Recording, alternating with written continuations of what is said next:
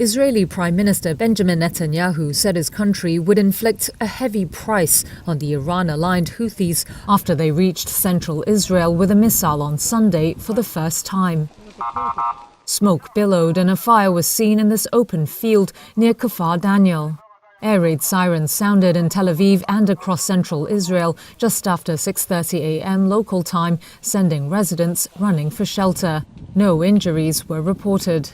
After initially saying the missile had fallen in an open area, Israel's military later said it had probably fragmented in the air and that pieces of interceptors had landed in the fields and near a railway station. At a weekly cabinet meeting, Netanyahu said the Houthis should have known that Israel would exact a heavy price for any attack on the country. Whoever needs a reminder of that is invited to visit the Hodeidah port, Netanyahu said, referring to a deadly Israeli airstrike against Yemen in July in retaliation for a Houthi drone that hit Tel Aviv. Houthi military spokesman Yahya Saraya said the group struck with a new hypersonic ballistic missile on Sunday that traveled nearly 1,300 miles in just 11 and a half minutes. Saraya said Israel should expect more strikes in the future, quote, as we approach the first anniversary of the October 7th operation, referring to when Hamas militants launched a bloody attack in southern Israel that triggered the latest conflict in Gaza. Since the Gaza war began, the Houthis have fired missiles and drones at Israel repeatedly in what they say is solidarity with the Palestinians. But previous Houthi missiles have not penetrated as deep into Israeli airspace as this time. Alhamdulillah, surat balasan sudah diterima warga Kampung Cirapuhan. Surat balasan datang dari BPN Pusat dan juga dari Kesekretariatan DPR RI Pusat Komisi 2. Kini atau nanti kitalah yang harus berjuang untuk mengungkap skenario jaringan mafia. Kasus Dago melawan Mueller adalah mafia tanah saling gugat, nukan ngegugat, tapi saling gugat. Surat balasan dari DPR Pusat juga BPN Pusat adalah kabar baik bagi warga yang telah mengajukan hak tanah dan permohonan lainnya. Terima kasih banyak kepada semua pihak yang telah membalas surat kami.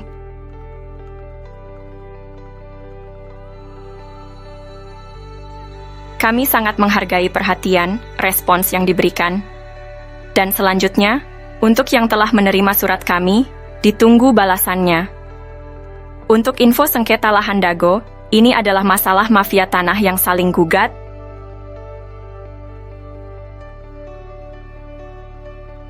Info lengkapnya bisa cek Nawisan Kurma atau versi Kampung Cirapuhan Bandung. Silakan tonton juga film Keluarga Mueller. Mohon maaf dan terima kasih atas kerjasamanya. Tertanda Koordinator Pertanahan Kampung Cirapuhan 12 Zulhijjah 1445. Yats.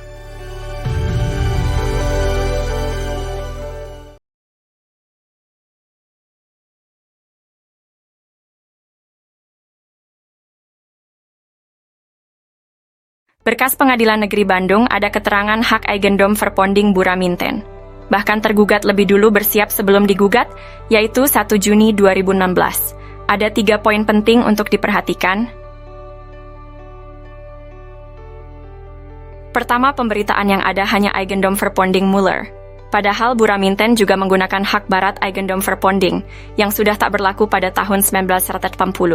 Kedua, Buraminten sepakat dengan Asep Makmun semua tergugat adalah penggarapnya sehingga warga Dago Elos juga dirugikan.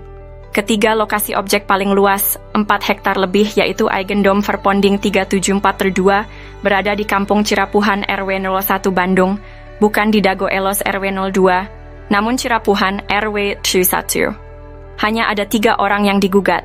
Pada berkas tahun 1997, luas tanah warga Dago Elos kurang dari 1 hektar, sementara objek yang digugat mencapai lebih dari 6 hektar lebih.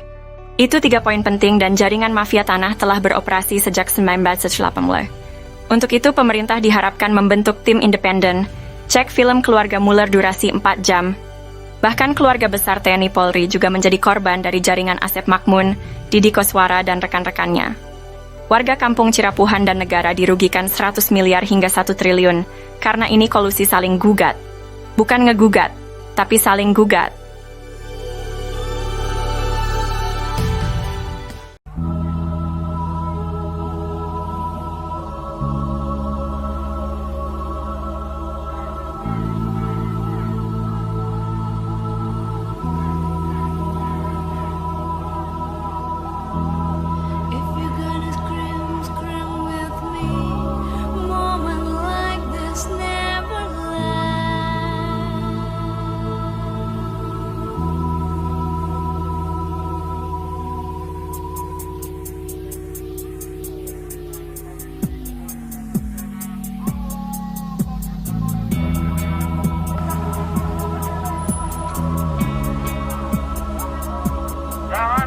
Komando satu pramuka itu kita tetap satu komando aja teman-teman.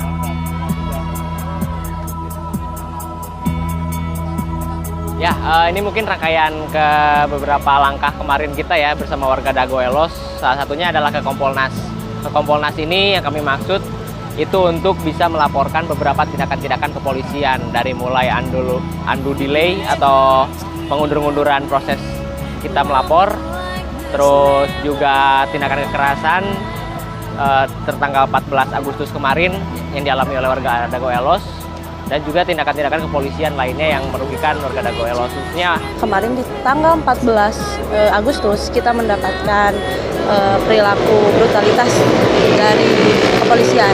Kita dilempar gas air mata, penggeledahan ke rumah-rumah warga, ke tempat-tempat privasinya warga, terus kayak banyak warga yang menjadi korban gitu. Itu harus kita laporin karena tindakan-tindakan itu sangat merugikan untuk warga kayak gitu.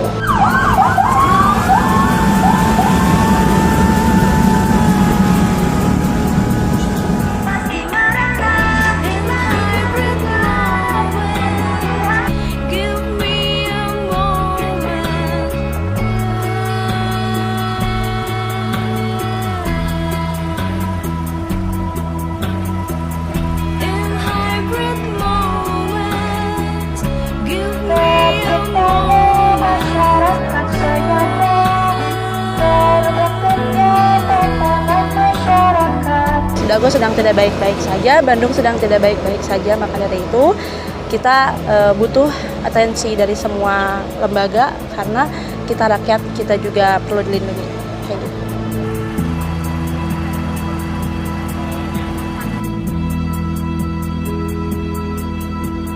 Mudah-mudahan mereka memang menjanjikan di dalam waktu dekat ini antara hari Jumat mereka akan melakukan upaya untuk datang ke kantor wilayah Jawa Barat dan juga ke Polda Jabar untuk sama-sama mereka bilang melakukan controlling gitu ya, dan sejauh mana proses penyelidikan ini dilakukan. Kawan-kawan kita tadi ketemu dengan BPN, ATR BPN, kita nggak hanya ngomongin soal Dago Elos saja kawan-kawan. Masalah bukan masalah Dago Elos saja kawan-kawan. Masih ada Pancoran kawan-kawan. Masih ada Kampung Bayam kawan-kawan. Hari ini adalah pertemuan yang ditakutkan oleh negara kawan-kawan. Pertemuan orang miskin yang menolak sunduk kawan-kawan.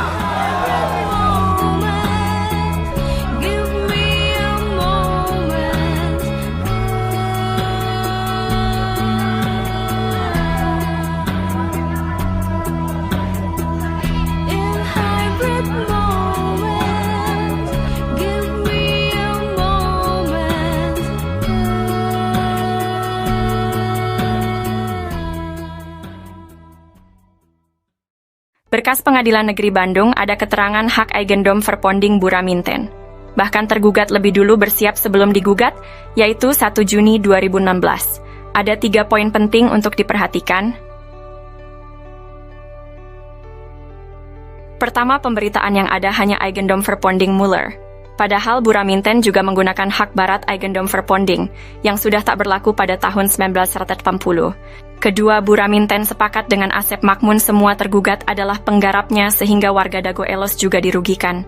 Ketiga, lokasi objek paling luas, 4 hektar lebih yaitu Eigendom Verponding 374/2 berada di Kampung Cirapuhan RW 01 Bandung, bukan di Dago Elos RW 02, namun Cirapuhan RW 1. Hanya ada 3 orang yang digugat. Pada berkas tahun 1997, luas tanah warga Dago Elos kurang dari 1 hektar, sementara objek yang digugat mencapai lebih dari 6 hektar lebih. Itu 3 poin penting.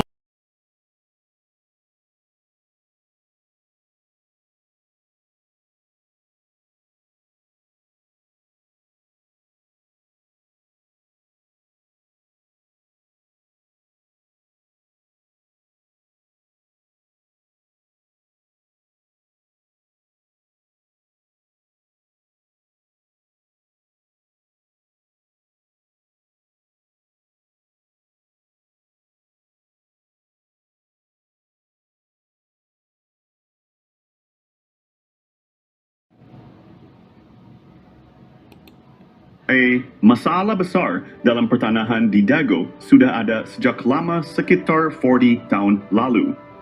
Tanda-tandanya sudah terlihat sejak tahun 1980-an. Permasalahan dimulai dengan disalahgunakannya surat dari BPN ke Gubernur Jawa Barat, Memorial Lurah Dago oleh jaringan mafia tanah. Jaringan mafia tanah ini melibatkan oknum tokoh masyarakat, oknum tokoh agama, oknum aparatur, dan oligarki semacam Iwan Surjadi PT Batu Nunggal dan juga Jo Budi Hartanto PT Dago Intigraha. Awalnya Asep Makmun adalah anak pekerja atau anemer bernama Ahya dan Didi Koswara adalah menantu Ahya. Kemudian bersama dengan kaki tangannya jaringan ini mulai mengintimidasi penduduk asli, merusak riwayat sejarah penduduk asli dan juga riwayat tanah. Lalu, tanah adat dan garapan mulai diserobot. Dimulai dengan penyerobotan lahan, keluarga besar Nawisan bernama Tommy dan jalan warga sehingga muncul SHM Andidi Koswara seluas 80 meter. Lalu penyerobotan tanah Pak Bagio yang dipinjam Pak Slamet atau Pak Karto untuk masjid dan penyerobotan tanah adat dan garapan sekitarnya termasuk garapan Muhammad B. Yaman Cirapuhano 17. Sehingga muncul SHM atas nama Didi Koswara seluas 270 meter dan Ismail Tanjung. Ketika itu, Ketua RDW 02 Dago Elos seluas 88 meter dan juga seolah memberi wakaf pada Masjid Al-Hikmah RT Uju Erayo 1, Kampung Cirapuhan seluas sekitar 100 meter. Setelah dibuatkan ajab oleh Meli Nathaniel, namun sertifikat hak milik muncul atas penjualnya yaitu atas nama Didi Koswara dan Ismail Tanjung, padahal pembelinya Iwan Surjadi. Tanah di sekitar Terminal Dago dan sekitar kantor pos juga fasilitas umum dialihkan secara sembunyi-sembunyi lalu dibuatkan PBB atas nama Didi Koswara seluas 15.000 meter. Hal ini melanggar kesepakatan warga Dago Elos tahun 1997 dan juga kesepakatan warga Dago Elos dan warga Cirapuhan tahun 1999. Luas garapan Asep Makmun 280 meter, jadi 100 meter. Dan Didi Koswara dari 14 RB dibagi 8 orang menjadi 50,000. Padahal Asep Makmun dan Didi Koswara juga telah mengoper, alihkan dan mewariskan garapannya. Dan selanjutnya setelah sidang berlangsung data PBB itu terhapus dan menurut petugas PBB berubah jadi atas nama Dedi M. Saad. Dan sebelum itu Buraminten sepihak dengan tergugat telah bersiap lebih dulu. Silakan periksa berkas-berkas dan juga berkas putusan pengadilan untuk memahami lebih lanjut. Apakah ini kolusi gugatan Muller atau gugatan Muller yang masuk akal? Ini adalah kolusi gugatan Muller, bukan gugatan Muller, tapi kolusi Muller dengan tergugat.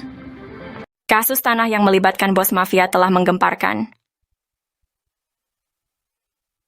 Tanah Pak Bagio 400 hingga 700 meter dipinjam fasilitas umum masjid, namun kemudian dibeli luas jadi 700 meter. Ada apa bos Batu Nunggal beli tanah bekas TPA? Penyerobotan jadi hadiah 80 meter lalu 270 meter di Koswara untuk Ketua RW Sentul 2, Dago Elos Ismail Tanjung 8% 8M, bonus balik layar tergugat dan pendataan tergugat Ketua RW Sentul 2 Dago Elos Asep Makmun sebagai pembela isidentil, Ketua RW Sentul 1 Cirapuhan Apud Sukendar dan oknum aparatur. Rupanya target 100 miliar hingga 1 triliun hingga tanah puluhan meter. Keluarga besar Pamenpati TNI dan Polri diserobot dan dilaporkan polisi tahun 2012. Sejak tahun 2007 sudah diberi tanda batas pohon alpukat dan sirsak, AIPAI. Bos mafia tanah Iwan Surjadi kebal hukum pada dana bansos tahun 2014. Pemerintah perlu membentuk tim independen untuk menyelidiki kasus sekarang merugikan warga kampung Cirapuhan dan negara 100 miliar hingga 1 triliun. Mafia tanah saling gugat Dago, bukan ngegugat, tapi saling gugat. Tonton film Keluarga Muller durasi 4 jam 40 m. Kisah ini terjadi di kampung Cirapuhan pada tahun 2008. Bob Nainggolan, seorang pengacara, mengirim surat panggilan atas nama Iwan Surjadi.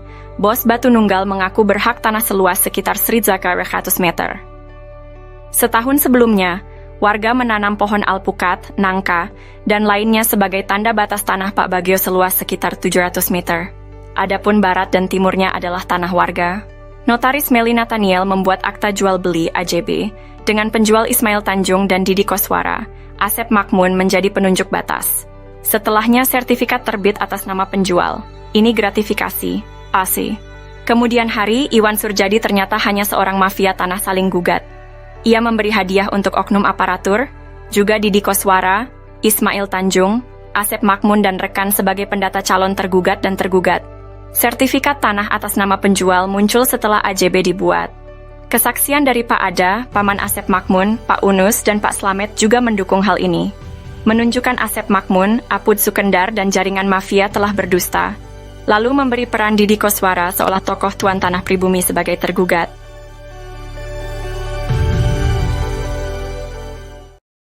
Oh janten bapak teh ngagales di iya di Ramana nih di Ramana di nih Ramana Asep Mamun mohon terus lanceuk gitu tadinya baheula terus di gitu di weekend deh ka iya teu urang we garapan mah di dinya aya mohon teu diweuhkeun maksudna teh di kilas galian dititipkeun gitu nya di cueu we dititipkeun nya ku diarurus ku Didi gitu mohon kemari teh si dia ku iya dijual ku Surjadi mohon eta oge masalah kasusna oge luasna oge nyerobot nu sanesna deui itu atas nama pembelinya itu Iwan Surjadi, penjualnya Ismail Tanjung. Sertifikatnya harusnya atas nama siapa? Ismail kalau penjual. Pembeli kan? Kalau jadi kalau pindah tangan ke pembeli berarti jadi Iwan Surjadi ya harusnya ya. Iya. Tapi ini kenyataannya setelah dibuatin AJB itu udah dikasih hadiah berarti. Ini kan atas nama ini kan penjualnya, pembelinya Iwan Surjadi. Pada tahun 1992, 2008, dan 2012, terjadi beberapa kasus penyerobotan lahan. Kasus ini melibatkan banyak pihak dan sertifikat tanah yang dipertanyakan keabsahannya. Bukti penyerobotan lahan melibatkan nama-nama seperti Iwan Surjadi, Didi Koswara, dan Ismail Tanjung. Juga Asep Makmun, Apus de Sukendar. Bukti peta sertifikat atas nama Rosid dan Triyono berasal dari Rahman Hadisaputra, keluarga Ewong binti Nawisan. Ada juga sertifikat atas nama Diman Adikarta bin Neh Emeh dan Eti serta Acik dari keluarga Neh Eyong. Kesaksian dari Pak Ada alias Suhanda, pamannya Asep Makmun, dan Didi Koswara menyatakan bahwa tanah tersebut bukan tanah adat, tapi tilas galian pasir artinya Aigendom. Pak Slamet juga menyatakan bahwa Ahya, Didi Koswara, dan Asep Makmun adalah pendatang dan tidak punya tanah adat. EJB dibuat oleh notaris Meli Nathaniel, namun sertifikatnya atas nama penjual, bukan pembeli. Diduga kuat Iwan Surjadi adalah oligarki mafia tanah saling gugat tahun 2016. Maka, sertifikat atas nama Didi Koswara dan Ismail Tanjung atau Iwan Surjadi seluas 8,6,8 meter dan 270 meter tidak sah. Wakaf masjid seluas sekitar 100 meter perlu ditinjau. Dan dukungan Ustadz Diki Sulaiman Sarjana Pendidikan perlu diperiksa. Oknum tokoh masyarakat, oknum aparatur diduga kuat mendukung gratifikasi. Yat.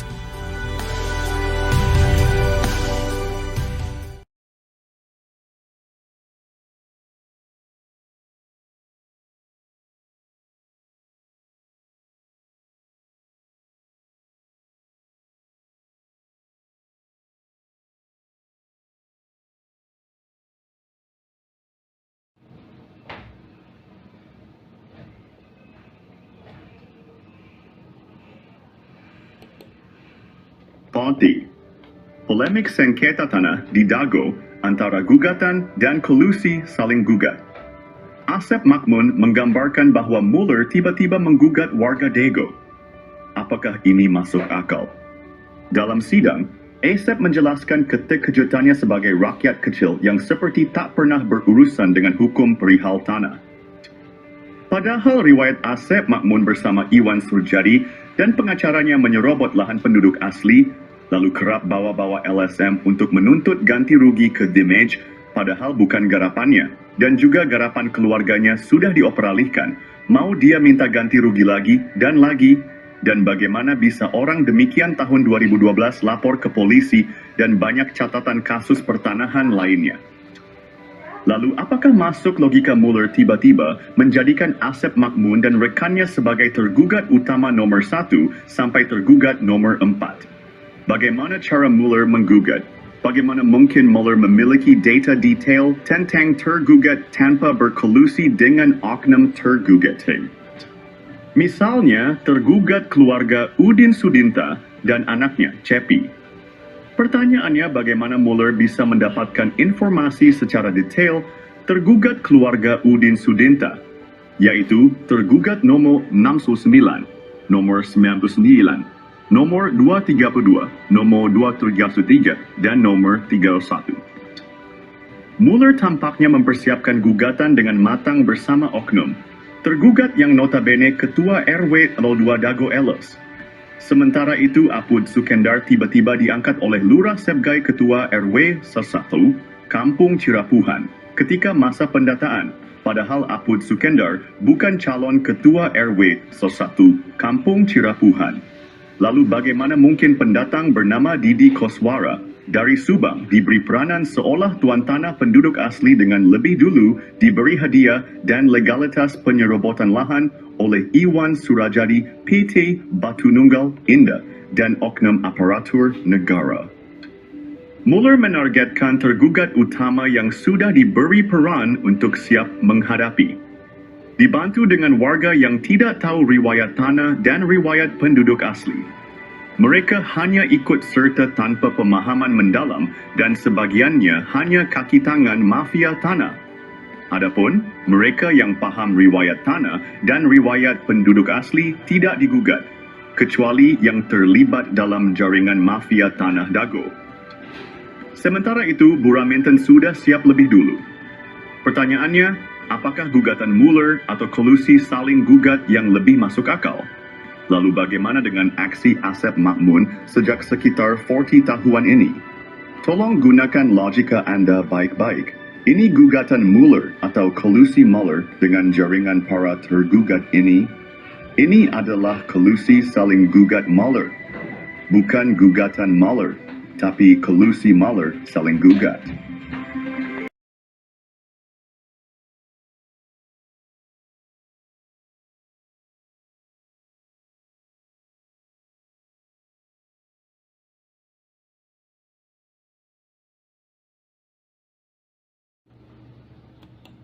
Pihak Mueller dan Raminten Dago Elos bersengketa, tapi kenapa warga kampung Cirapuhan jadi taruhan? Oknum-oknum telah disuap sementara itu media pun telah dibelinya. Baik penggugat menang atau kalah, warga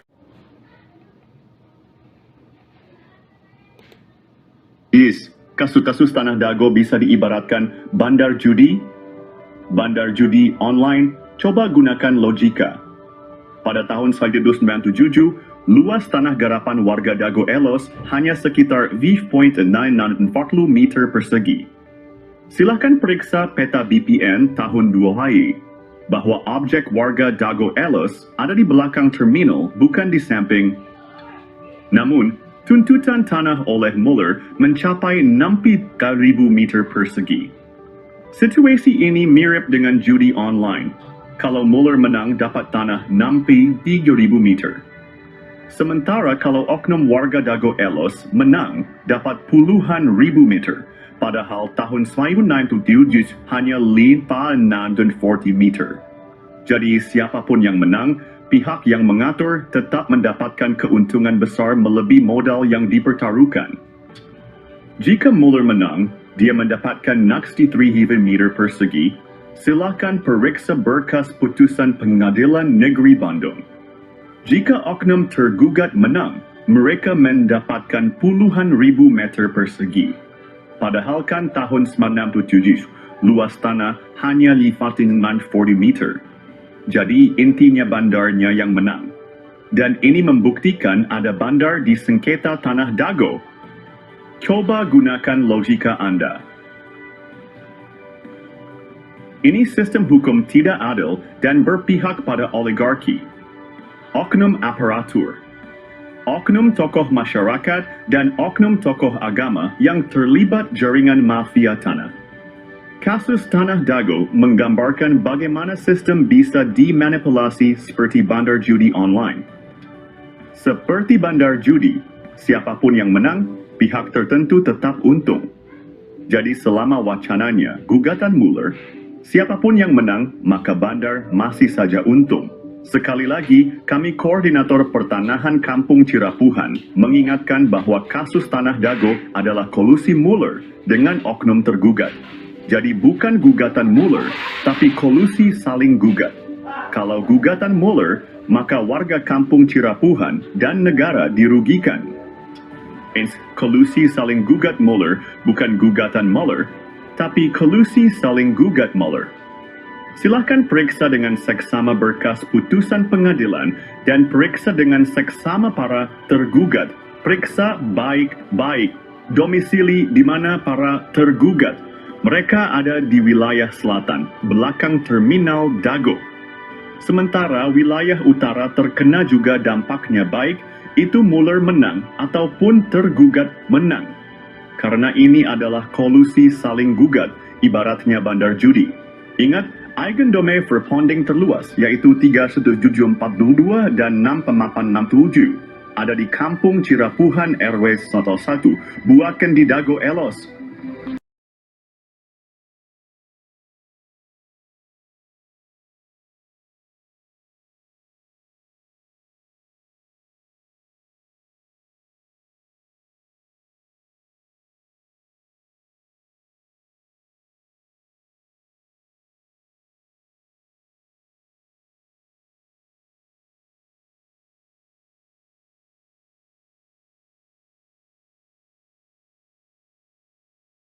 A'udzubillahi minasyaitonirrajim. Bismillahirrahmanirrahim. Assalamualaikum warahmatullahi wabarakatuh. Nah, ini di belakang Hotel The Match. Ini terjadi konflik agraria yang telah menipu dunia, yaitu konflik perdata. Perbedaan data luas tanah pada sengketa lahan Dago menjadi pemicu mafia beraksi. Koordinator Pertanahan Kampung Cirapuhan menjelaskan luas objek tanah memicu kolusi mafia tanah saling gugat.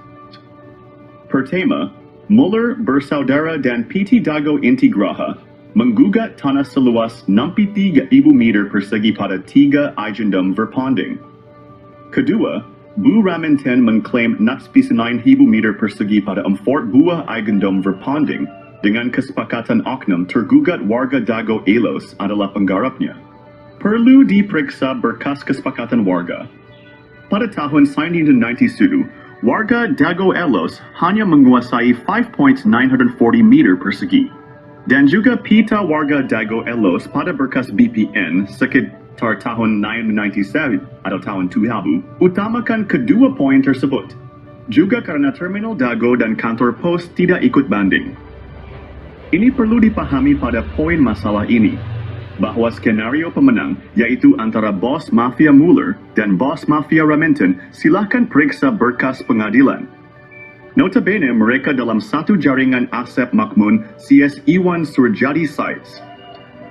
Luas objek seperti terminal Dago, kantor pos, dan fasilitas umum mencakup 1,000 hingga 4,000 meter persegi, dan juga warga kampung Cirapuhan telah menghadapi penyerobotan tanah selama 40 tahun hingga saat ini tahun 2024. Mereka diintimidasi dan dihalangi mengajukan hak pertanahan. Lalu ingat baik-baik Eigendom Verpanding 3782 dan 6997 berlokasi di kampung Cirapuhan Airbayu, Al-1, Dago bukan di Dago Elos, Video Slow 2. Perhatikan keterangan dan periksa berkas di pengurus RTRW serta pita BPN tahun-tahun 1997 hingga tahun 2000. Ini adalah pemicu utama penggelapan tanah oleh jaringan mafia, tanah saling gugat, bukan ngegugat, tapi saling gugat.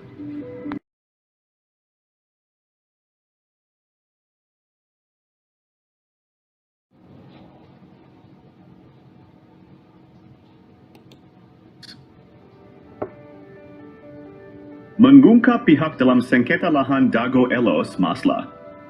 Ini dipicu oknum warga Dago Bandung. Esensi. Dalam sengketa ini ada dua pihak utama. Penggugat adalah Muller bersaudara dan PT Dago Inti Graha. Oknum tergugat adalah jaringan Asep Makmun dan Bu Raminten. Kedua pihak mengklaim hak atas tanah dengan menggunakan hak barat Eigendom Verpanding. Intinya, bukan warga Dago atau warga Iwo Cirapuhan Bandung, tapi oknum. Dan ada pihak yang belum muncul adalah oknum aparatur. Dan oligarki juga jaringannya seperti Iwan Surjadi dan Dedi M. Saad I.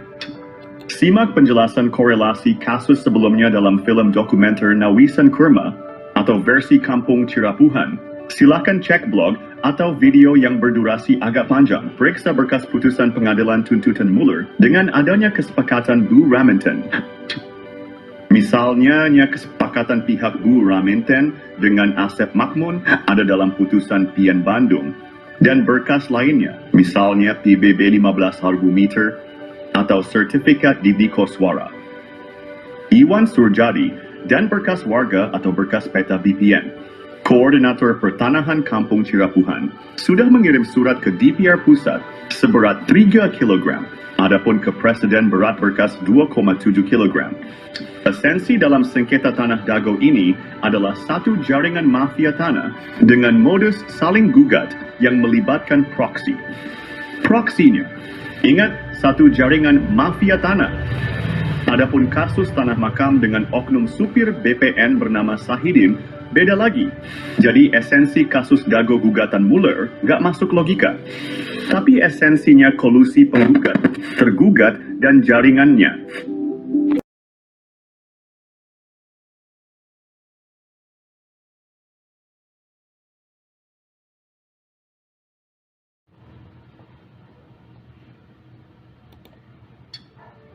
Konflik tanah di Dago Elos hanyalah kolusi saling gugat.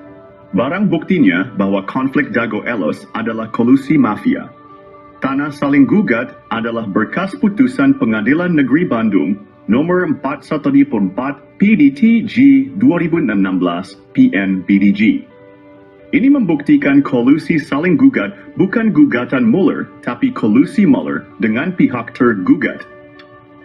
Oleh Koordinator Pertanahan berkas kolusi mafia tanah, saling gugat telah dikirim ke DPR dan Presiden juga lembaga lainnya.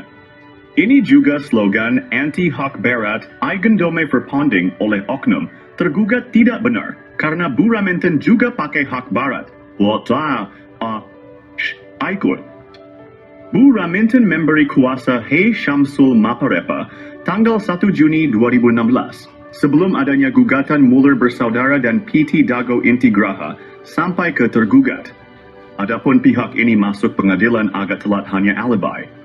Yang jelas Raminten telah siap lebih dulu tanggal 1 Juni 2016. Mueller menggugat 3 Eigendom Verpanding, lucunya hantu, dan makam di Serobot juga wilayahnya oleh Bu Raminten. Jadi Bu Raminten lebih parah mengklaim 4 Eigendom Verpanding. Disepakati oleh pihak tergugat Asep Makmun CS pihak Dago Elos. Semua tergugat dianggap penggarap Bu Raminten. Ada makam tua yang membuktikan Eigendom Verpanding 372 dan 6 tidak sah. Pribumi lebih dulu ada dibandingkan pabrik tegel Simongan, yaitu pihak yang diakui pemegang Eigendom Verpanding oleh pihak tergugat maupun tergugat.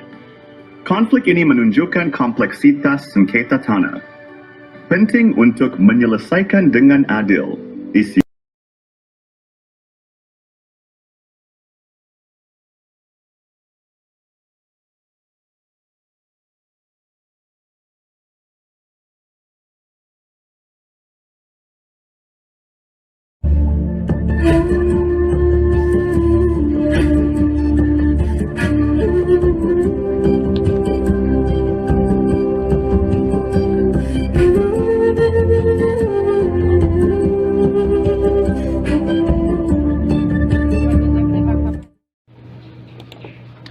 Info modus mafia Tanah Dago.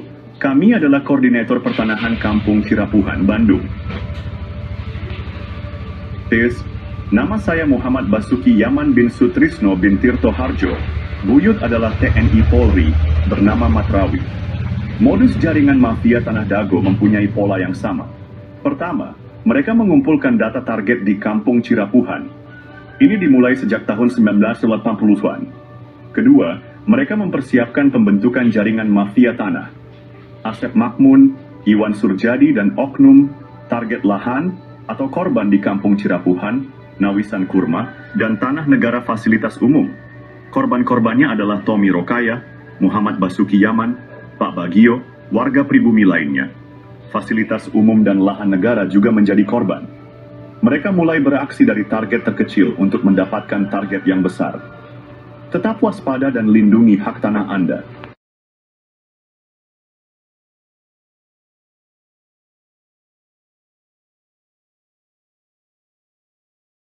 Tahap penyerobotan lahan Dago Bandung dimulai dengan penyerobotan lahan Tommy Rokaya, keluarga besar Nawisan yang menaungi ahya Bapak Asep Makmun. Lahan ini milik keluarga besar Nawisan dan luasnya 80 meter persegi. Sertifikat lahan tersebut diatasnamakan Didi Koswara, adik ipar Asep Makmun sebagai oknum. Tujuannya adalah untuk mendapatkan sertifikat dan menjadikan Didi Koswara sebagai tokoh pribumi tuan tanah. Bukti bahwa lahan tersebut milik Tommy adalah AJB antara Tommy dan M. Wikarta tahun 1996. Tommy adalah anggota keluarga besar Nawisan yang memperkerjakan ahya, bapak dari Asep Makmun. Alamat lahan tersebut adalah Cirapuhan, RT 07 RW 1 Dagono, OI 33, Kota Bandung.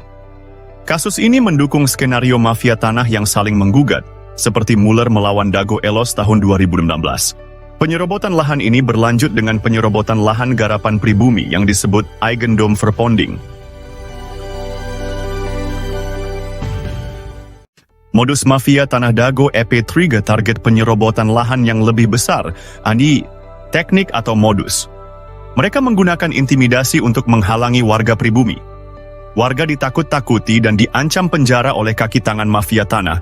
Sejak tahun 1980-an, area garapan pribumi diserobot mafia tanah. Lahan ini juga diklaim oleh Eigendom Verpanding pabrik tegel Simongan. Padahal keluarga besar Nawisan sudah ada sebelum pabrik itu berdiri.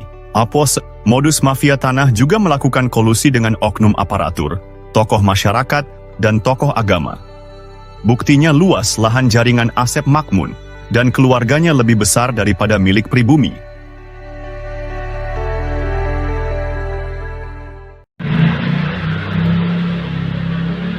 Episode 4 dari Modus Mafia Tanah Dago mengungkap penipuan data tanah, Yomi Shimasis. Asep Makmun dan keluarganya memberikan keterangan yang berbeda dengan warga dan bukti lapangan. Keterangan Asep Makmun di pemerintah juga berbeda dengan di warga. Di pengadilan, Asep Makmun mengklaim tanah milik bapaknya. Padahal, bapaknya hanya pekerja di keluarga besar Nawisan. Asep Makmun juga mengaku diberi tanah oleh Pak Bagio. Namun, kesaksian Pak Slamet dan Pak Unus menyebut beda usia 40 tahun antara Asep Makmun dan Pak Bagio. Juga sejak tahun 1970-an Pak Bagio nggak pernah datang. Di lapangan atas, dukungan hanya untuk kepentingan umum, bukan untuk keluarga Asep Makmun dan kaki tangannya. Cek kesepakatan tahun 1977 dan 1999, serta PBB Didi Koswara seluas 15.000 meter.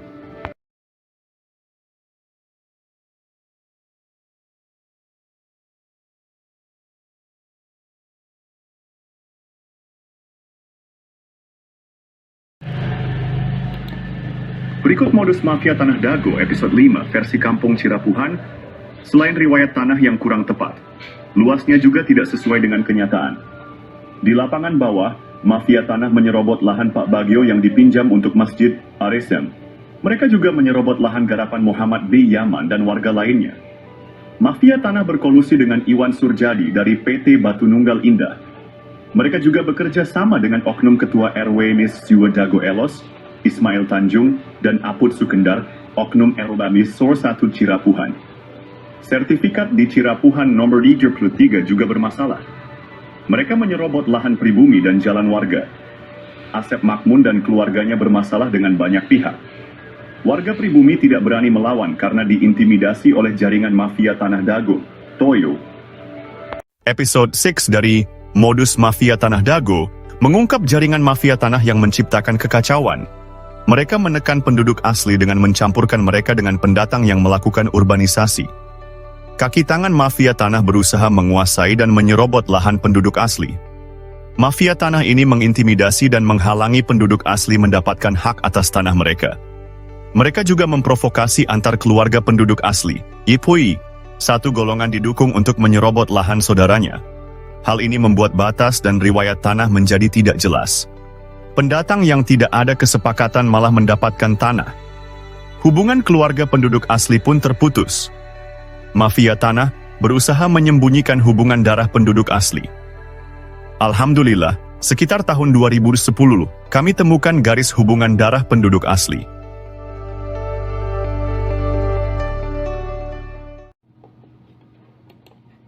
Analisa, penelitian, dan penyelesaian mafia Tanah Dago perlu dilakukan. Dasyo.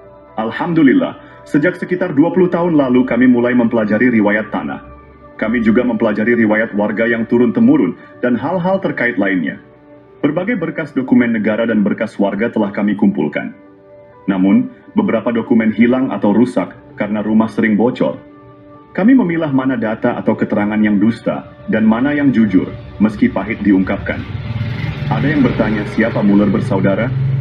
Analisa, penelitian, dan penyelesaian mafia Tanah Dago perlu dilakukan. Kami mengetahui Muller dari langkah mendekati tanah dan Asep Makmun Cies. Kami melihat Muller dari cermin yang diperlihatkan oleh Asep Makmun dan jaringannya.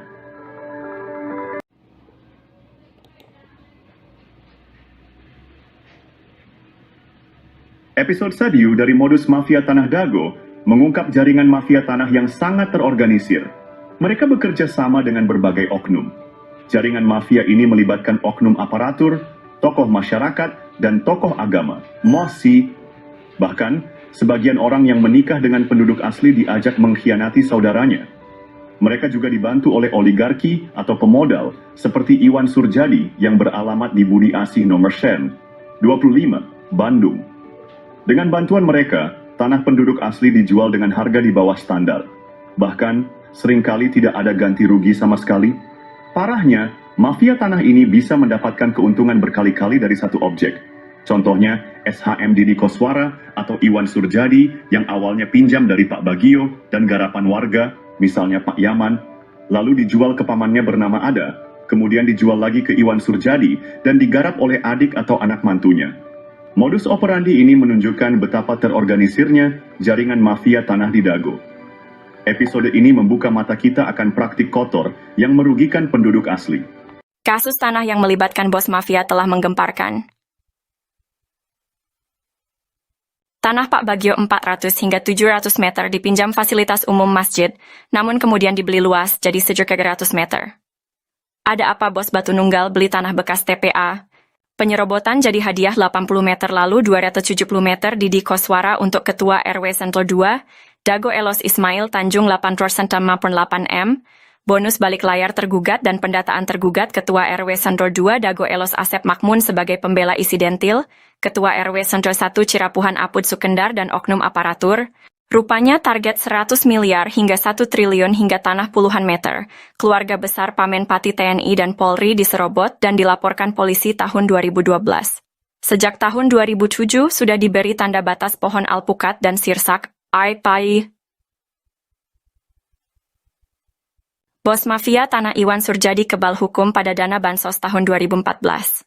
Pemerintah perlu membentuk tim independen untuk menyelidiki kasus sekarang merugikan warga kampung Cirapuhan dan negara 100 miliar hingga 1 triliun.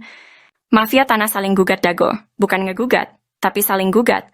Tonton film Keluarga Muller durasi 4 jam 40 pm.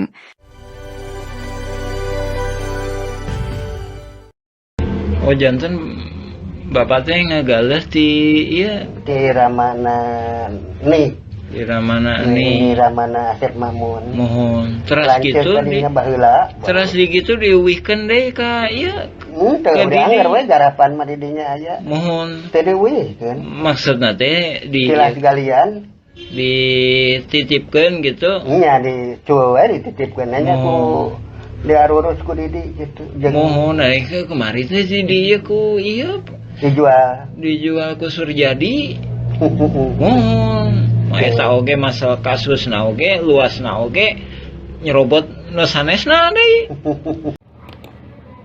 Kasus Tanah Dago Mafia Tanah Kolusi Saling Gugat, episode 8 mengungkap pola yang sama. Modus mafia tanah ini mengacaukan batas tanah dan riwayat tanah pribumi asli. Pada tahun 1992, Tanah Pak Bagio, fasilitas umum seluas 400 meter hingga 700 meter tanah dan 600 meter garapan warga lainnya juga diambil. Tanah tersebut diatasnamakan Didi Koswara seluas 270 meter. Ismail Tanjung atau Iwan Surjadi seluas 868 meter. Lalu sandiwara konflik Dago Elos melawan Muller muncul.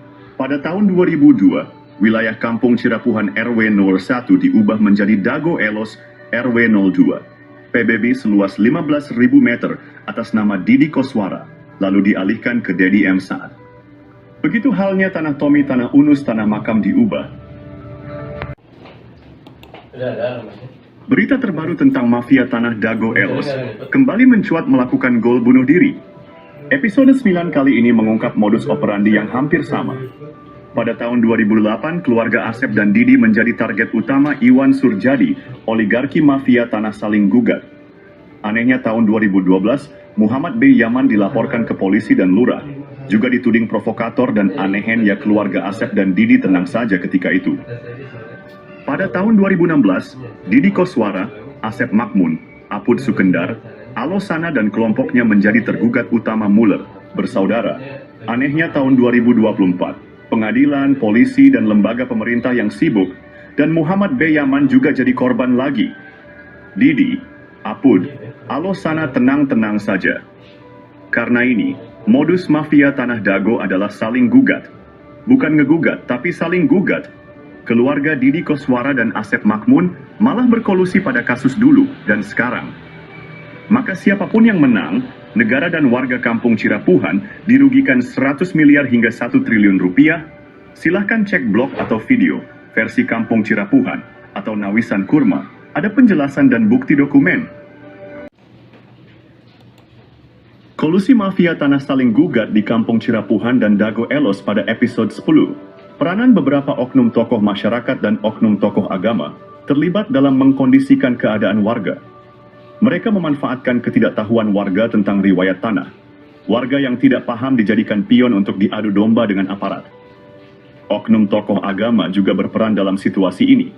Mereka meredam warga yang paham riwayat tanah agar tidak ikut serta. Ini membuat warga yang seharusnya bisa membela haknya menjadi pasif. Warga kampung Cirapuhan dan jamaah masjid terjebak dalam situasi sulit. Jika tergugat atau penggugat menang, hak mereka bisa hilang sementara oknum Thomas Dan oknum toga meredam DSN mengintimidasi.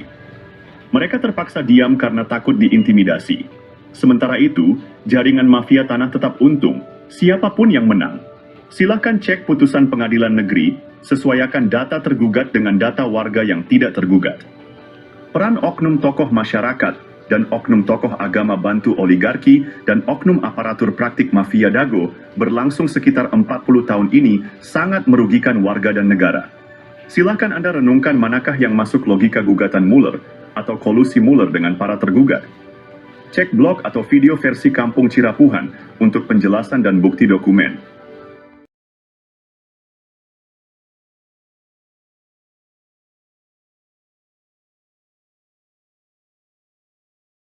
Kampung Cirapuhan Bandung berada di dalam kota Bandung.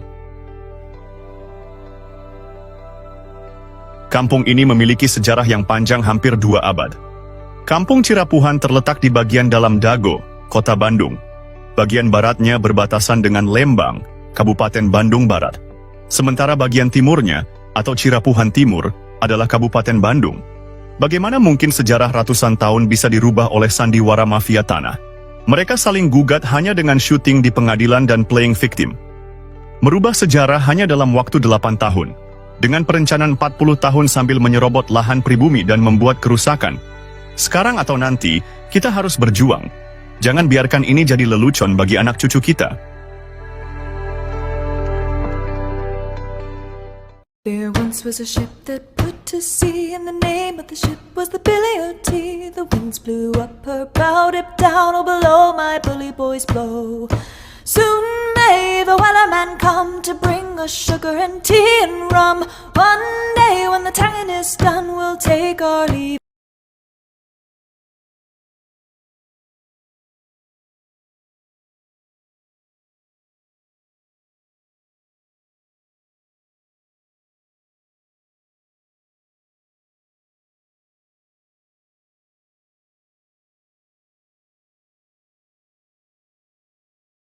Pemirsa, keributan terjadi saat ratusan warga Dago Elos mendatangi Pengadilan Negeri Bandung pada sore tadi. Warga yang tergabung dalam forum Dago Melawan mendatangi sidang An Manning yang digelar di Pengadilan Negeri Bandung. An Manning adalah proses dalam penyelesaian perkara di mana para pihak tereksekusi ini dipanggil untuk menyampaikan kembali maksud dari tuntutan eksekusi dan mau melaksanakan putusan secara sukarela. Sidang An Manning ini diajukan PT Dago Inti Graha selaku pemohon melalui kuasa hukumnya Alvin Wijaya Kusuma. Namun warga menolak sidang tersebut hingga hakim menunda sidang untuk dijadwalkan kembali.